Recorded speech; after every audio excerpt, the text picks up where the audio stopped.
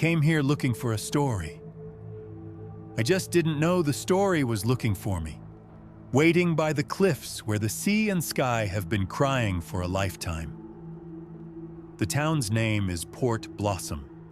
It's a cruel joke, really, because nothing's bloomed here for decades.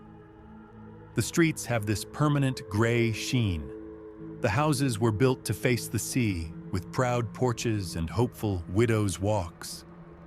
But now they seem to turn their backs, their windows dark and resentful. Rust bleeds from every hinge and gate, a slow decay that mirrors the people. It isn't weather, it's a condition, a presence. Section 1. The Whispers and the Legend. I'm a folklorist, or if I'm being honest, a collector of forgotten things. I hunt for the tales that curdle in the corners of a town, the stories told so many times they've become truth. And in Port Blossom, every silence, every look away, screamed of a story that wouldn't die. When I first got here, my questions were met with a wall of quiet. The bartender at the tavern would just polish the same spot on the bar, over and over. The woman at the general store would suddenly need to restock a perfectly full shelf. Conversations would just stop.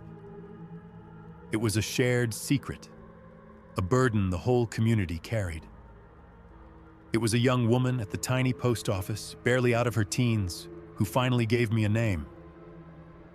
"You're asking about the rain," she said, not looking up from her stamps. "You should go see Elias at the archives.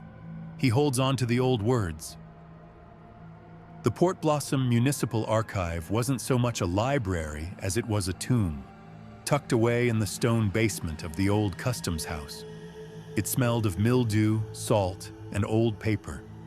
And there, surrounded by ledgers of forgotten ships, sat Elias. He was ancient.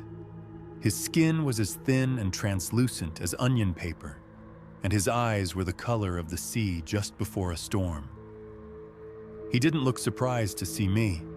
He just motioned to the chair across from his desk, a silent invitation. "You've noticed our climate," he said, his voice a dry rustle of pages. "Most visitors think it's just a meteorological anomaly. They don't stay long enough to feel what it really is." "I want to feel it," I told him.